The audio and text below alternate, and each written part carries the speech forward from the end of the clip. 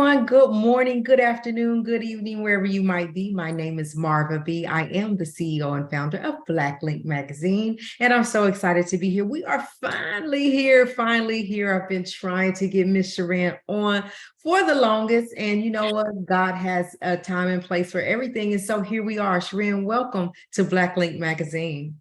Thank you. Thank you so much. I'm glad we finally were able to make it work out. Yes, you look so beautiful. And I thank you so much for taking the time out. You guys, we were supposed to be live in the limelight in Dallas, Texas today. And unfortunately, with flight delays and cancellations, I wouldn't have gotten there on time. But Sheran was so gracious to say, that's okay, we'll work it out, even though she planned her time around Dallas. So I feel horrible. But thank you, Sheran, for doing that. Absolutely. Absolutely. Sheran, if you will, go ahead and introduce yourself. Tell the world, my audience, who you are and what you do. Oh, wow. Okay. Well, my name is Sheran Goodspeed-Keyton, and I will give you all the abridged version. I am a professional singer, actor, writer, director, and producer. Um, Everything from opera to live theater to film and commercial and television. So, All that, all that. She's a busy yes. girl, y'all. She's a busy girl. Yeah. But she's good. It's good busy. Good busy. Yes. Right. Okay. So Sheran, I want to talk to you. I just want to go all the way back. You know, growing up, Okay. like for me, when I hear you sing and I see you perform, for me, it's like this has always been instilled in you, like this is God's gift to you. When you were younger, when you were growing up, did you always know that this would be your career? Like this would be your life? I did. I did. It's a funny story. I kind of remember it only because I got a couple of whoopings in the process. But at my church, I grew up in a Baptist church, and at my church, the only way you could sing in the choir is if you had already been baptized. And in order to get baptized, there was a process, like you had to go before the church and confess your faith. And they simplified it for little kids. They would ask you two questions: what do you want to be, and where do you want to go? And when they say, what do you want to be? You're supposed to say saved. And when they say, where do you want to go? You're supposed to say, I want to go to heaven, because that's you professing, that you believe in Christ and all that stuff. And so that I would always see the choir singing from the audience in the pews. That was the first time when I was up there with the pastor that I had ever seen the crowd from the stage or from that area. And it was lights and it was a lot. And I was like, oh my God. And so when the pastor said, what do you want to be? And I said, I want to be a superstar.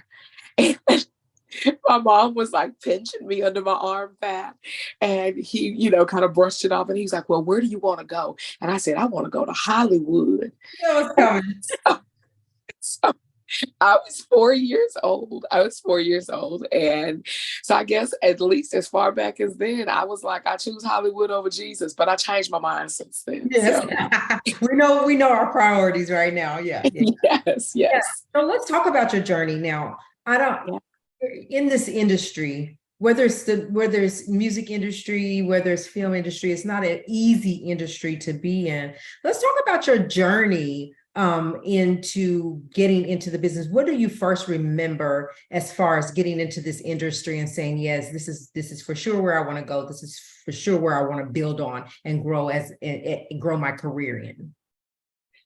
You know, church obviously was the first taste, if you would, for me of singing and feeling that music coursing through my veins and just knowing that the effect that my voice and my presence had on other people was what my calling was. I've known that since I was a little girl. My very first time that I knew that I could possibly do it for a living, I was about 14 years old, and I was sneaking into nightclubs. They used to do like lip sync contests and stuff back then.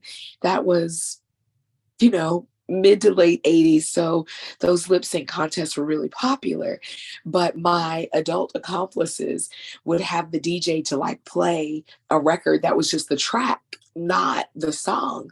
and I would sing for real, and the clubs would go crazy, and I would win all this money because I've looked like this since I was a very young teenager. So I was 14, but I looked like an adult. Right. And so, and so I think that was the first time I knew, oh, this is what the Bible speaks of when it says your gift will make room for you. Like I made some money. And at the time, winning a contest and getting a couple of $100, I thought I was doing it. So I think that's when I knew. And from there, I just developed this hunger. Yeah. And I'm 48 and I still have this hunger, this quest to just do more and find out more and learn more and remain relevant and just affect people's lives in a positive way. Right. So whenever you snuck at the clubs and you were winning the money, how did you maneuver through getting to where you are today? So from the club, what else? What's next? I think it was really just a series of divine appointments. Mm. From my high school choir teacher, shout out to Jewel Faye Kelly, ODY at high school, Fort Worth, Texas, to theater teachers, shout out to Joe Brown at Texas Wesleyan and the late great Celie Turner at Prairie View A&M University, and the list kind of goes on. But I just really found myself in the hands of people who had their finger on the pulse of that part of the industry at the time that I came through. And they recognized my eagerness. They recognized that it was an earnest desire to do the right thing and be the right type of person. And they nurtured me and Yeah. they supported me and they gave me platforms. And every time I conquered, mastered that platform, they graciously said, well, there's another place over there, do this. And so it's just grown. And I think that that's really been the journey for me. It feels like I've literally been handed off from mentor to mentor and teacher to teacher and person to person. Uh, Sometimes they're my elders, sometimes they're my age, sometimes it's young students that I work with that through mentoring them, they encourage me to continue to grow and be who I am. Okay, wow. So we know in every business, no matter what it is, there's peaks and valleys. Tell me Yeah. what, how do you, because I know that we all have those valley moments, right? In Yes. valley moments, how do you overcome that in such a demanding industry? You know, Marvin B, I know you know firsthand, it's tough. It's tough, especially when we, you, me, particularly, function in an industry that does not cater to us. Uh, it's a very niche market, even though it is massive. Being the CEO and the founder of a magazine is not a job that Black girls are supposed to have, right? Running a production company and being a powerhouse presence in Hollywood or Broadway or the music industry is not a job, a high paying, high functioning job that a Black girl is supposed to have. So it comes with a lot of valleys just in that we have to work harder, fight more, face more adversity just to get even a portion of the benefit of what others in our field get. And I think for me, the way I make it through those valleys is I keep reminding myself that regardless of what other people's beliefs are, because I want this to be a universal message for everybody, Right. regardless of what your beliefs, your higher power, your focus, everything has a pre-appointed destination. And I have to keep reminding myself that when I'm in that valley, by divine appointment, I'm not supposed to be long. Like there's another place, and this is just in transit. So I just try to remember everything is transitional. And I just keep saying that to myself, almost like a mantra, like everything is transitional. Everything negative or positive is by divine appointment. And it kind of helps me get past that. Yeah, that's good. Um, yeah. Yeah. And then sometimes I just, get in a corner in a quiet space by myself and scream and holler and kick and scream. That. The tears come, but eventually they dry up. I They think do. if you're committed to what the industry or the business that you're in, you know that the hardships, and that's life, period. Hardships are going to come. Period. We'll get Period. on the other side of that if we believe in our higher, tap into our higher power, whoever that is, or for you, and just really just keep a good attitude, even when it's hard to do. Yes. The light will shine on the other side of it. And I have to remind myself that, and I always wonder about, especially people that are in this music industry, how do they stay, focused and not distracted by the valleys in Yeah. the times. So It's tough. It's tough, but it it, is. it happens. It happens. It happens. I am experiencing one of those right now. I'm speaking to you rather in a rather whispered tone, and this is not my best attempt at being sexy. Um, I actually underwent, and nobody knows this, so this is officially a Black Link magazine exclusive. Um, I actually underwent a rather invasive vocal cord surgery uh, on August 7th, so just over a week and a half ago. Um, and so I just started being able to talk again in small increments a couple of days ago. And so I'm doing this interview, I'm doing this interview. But for me, that is as big a valley as anything because this is who I am. This is my instrument. This is what I do. So being faced with all of those days of silence, right? And thinking, questioning maybe the what if, like we often do. The what if it doesn't come back? What if I can't sing like I used to? What if my speaking voice never, you know what I'm saying? And sorry. Oh, oh, I know. Yes. Yes. Well, that part can get a little overwhelming. Um, but again, it's when you are in those valleys, just pushing through and knowing that there is another side and Yeah. whatever it is, it's going to be okay. Right. And we just talked about how, it's the perfect timing for God. God has the perfect timing. So we struggled with this interview and getting it together. I struggled with getting to Dallas, but here we are. So it's the perfect time. So just in that moment that you're in right now, it's gonna be God's will, right? If it's God's will, it will happen. So I'm sorry to hear that. But just to hear you Yeah. speaking, and we can't hear you is hope. Yeah. So we're Yeah. gonna get there, you're gonna get there, and you're gonna be fine. We talk about like being this industry is a struggle, especially for people that look like us, and we have to Yes. fight a little harder, not to mention in opera and being in that realm of things. Let's talk about that. Yeah. Yeah. Gosh. First of all, I'm an opera administrator. I don't sing opera. I wish I did. I played around with it just because I thought it was fun, but that is not my calling. But I am the director of basically education and outreach for Right. Fort Worth Opera. And that is when I became a member of the management team 7 seasons ago, it represented the first time in the company's 75-year history, or I think it was 72 or 3 at that time, but um, in its more than 70-year history, that a person, a Black person had ever been in a management position. And so I was the first. And when you look at this industry as a whole, that is a thing administratively.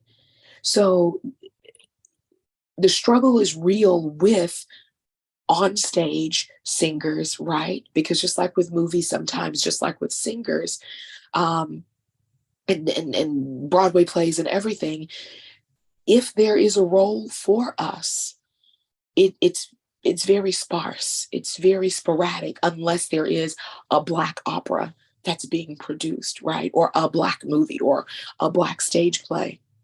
And so the percentage is even less in administration and production.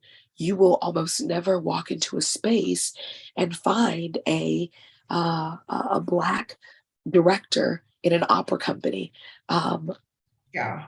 I will say that that has increased quite a bit since 2020, and you'll kind of know why. But it's still a rarity. It's still a rarity.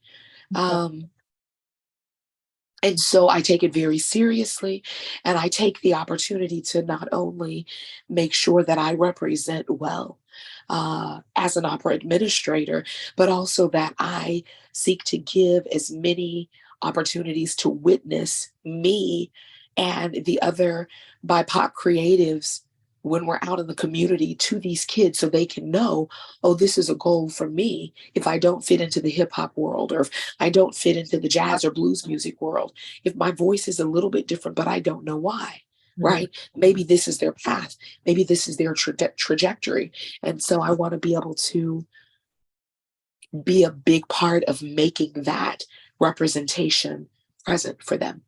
Right. I'm glad you said that, because it's always important to show, like, the younger generation coming up, that it's important for them to see someone at the top, to see someone sitting in that position that looks like them, that gives Yeah. them hope that if she can do it, maybe there is an opportunity for me to do it. Right. So that's huge. That's huge.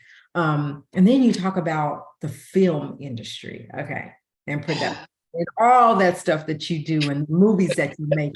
Let's talk about that part of your life. Like, God has really blessed you in the creative area, and singing and, managing an opera and filmmaking and producing and directing. Let's talk about that. Yes. Gosh, it always feels very overwhelming to me to even speak about it. Because I don't do well with talking about myself.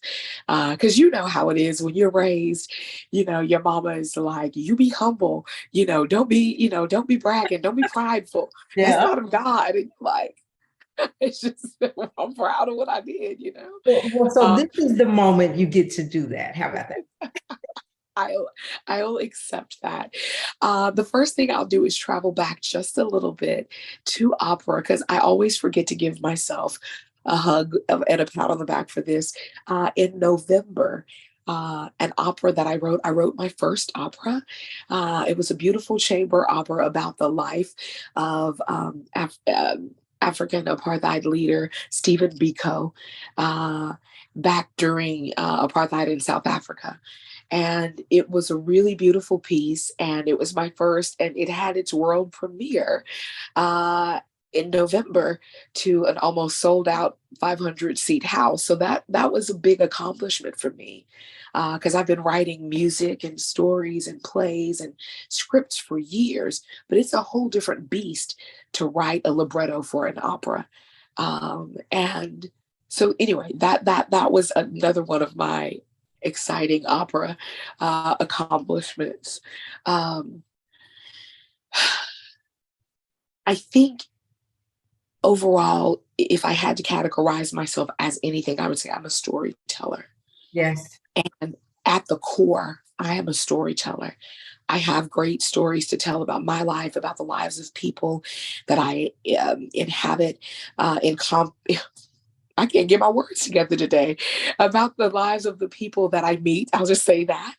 Um, and so those stories get to take shape and have life through writing movies, through creating music, through writing stage plays, through directing, through writing an opera. Um, and so I get to do all of that. I get to do all of that at different points in my life, sometimes simultaneously. Congratulations to you for that. Like, you're doing a lot of things that women of color, women, and then a woman of color, that we really like. A lot of women, I hate to say that, but are not interested in opera, because of maybe they just feel that's not their place or they don't fit. But I would love to come to an opera and sit in there and, and just because I'm interested, right? But Yeah, are yeah. not. So kudos to you for what you're doing. Thank you. in that realm of things. So we can move on now to the filmmaking and the producing. Yes. So as a filmmaker, I fell in love with filmmaking when I was 6. My dad was doing a movie about the Atlanta child murders. I don't know if you remember that. Um, I don't think you're old enough, but Google it, everybody. Oh, um, that might be. Back in the early to mid 80s, there was a very sick man that was breaking into people's homes, kidnapping their children in the Atlanta area, and it was a really, it was a national tragedy. My dad wrote a short movie about it, and I got to be featured in that movie, and just kind of being on that set and being around that and in the recording studio recording that soundtrack was life changing for me, and I didn't know it yet. Um, I really fell in love with filmmaking, courtesy of a good friend. His name is Bill Haas. Shout out to Bill Haas. We basically two-person made a movie. I guess it was 2008, and I wore a lot of hats. I starred in it with him. I was assistant director. I was a location scout. I did costumes. I did craft services. But I knew then that of all of the years that I had been doing theater, people come to live theater and they love it that day and then they leave. And if they missed it, they missed it. Oh, If you have an auntie that's in Houston who can't travel, she missed it. And all of a sudden, a light bulb went off, and I said, filmmaking is really where my storytelling can take uh, flight, right. because now I can create that same kind of energy and magic and storytelling that I did being a playwright and a director and producer of stage plays all these years. But now I can film it, and it can go all over the world, and it can remain present forever. And that's really kind of how I got into filmmaking, just the desire to give my stories and the stories of others a longer life. Yeah. And so I've been doing it since. I work a lot locally with a lot of independent filmmakers as their assistant directors, as their directors, as their producer, um, wearing a lot of different hats, but basically being instrumental in helping them tell their story. Uh, I work with a lot of amazing producing partners who also have great production companies. Shout out to my good friend Charles W. Bush and Appointed Productions. Oh, wow. Uh, Yeah. so, Oh, sexy. hey. But yeah, that's how I got into the film industry, and recently have had some really good highs and successes with um, a couple of films that I wrote within the last year and a half. So Yeah. Well, that's amazing. I know when I was growing up, I would write full blown stage plays, and I thought I always wanted to be in that business of a writer, and then I wanted to get into a little acting.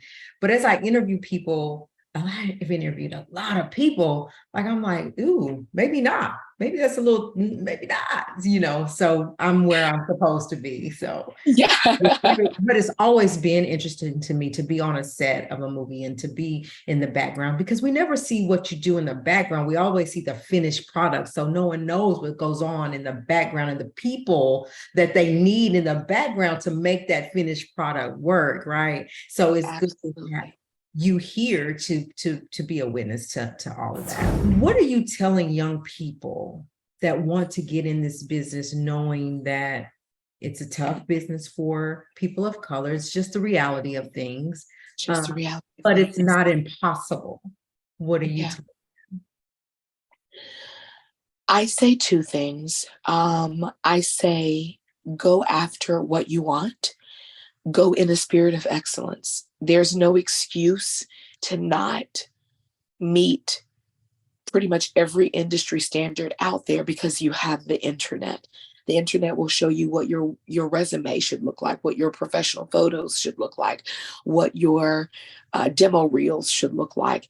And with technology being the way it is, somebody with even a mediocre phone can make most of those things, right? So get into the best version of yourself and knock on every single door and know that for every 100 no's, there's going to be a yes. And don't give up in that way. But in the meantime, treat this business like a business. Right. And if you were starting a plumbing company and you were starting your own company, you would work hard as a plumber or an intern or a shopkeeper at a plumbing company for a professional plumbing company, and you would learn and you would be patient and you would expect that in time you will make your move into being an apprentice of some sort and then being the plumber and then owning your own company. Treat this business like a business. Work it, but don't be so overzealous that you become opportunistic or a user. That's be careful of that. But put yourself in a position to learn. You never stop learning. I'm 48 and I have not stopped learning. And I would tell them, work it like a business. When you make money, reinvest money into your business, whether it's savings, whether it's buying new equipment or new wardrobe or getting better photos. Treat this business like a business. And when all else fails, if nobody invites you and gives you a seat at the table, build your own damn table. Right. That's all. Period. Always say. Period. We have to create our own opportunities. Period. Your table and sit at that table, and you invite who you want at your table. Absolutely. Absolutely. I love that. Absolutely. I love that. Yeah. Well, I thank you so much for being here. I want to rest your voice. I appreciate the sacrifice you made to be here, and we finally got it done. I thank you for being in the magazine edition, in our fall edition that is going to be dropping September the 1st. I cannot wait to do that, to get that out. Get you a copy of that. I appreciate everything that you're doing. Go ahead and tell the people how we can reach you on all social media sites. Yes, awesome. So you can reach me on IG. I am Diva DFW. That's for Dallas Fort Worth. So IG is Diva DFW. And my artist page on Facebook is my name spelled all the way out, Sheran Goodspeed-Keyton. Okay. Thank you so much. You guys go follow Sheran, see what she's doing, keep up with her. She's very interesting. It's very interesting. You would want to do that. And it's free to hit like, it's free to hit share, follow, whatever. Go ahead and support our sister out here. Sheran, again, thank you for being at Black Link Magazine. You guys, we're going to get out of here for now. But remember, respect yourself, respect each other. God bless.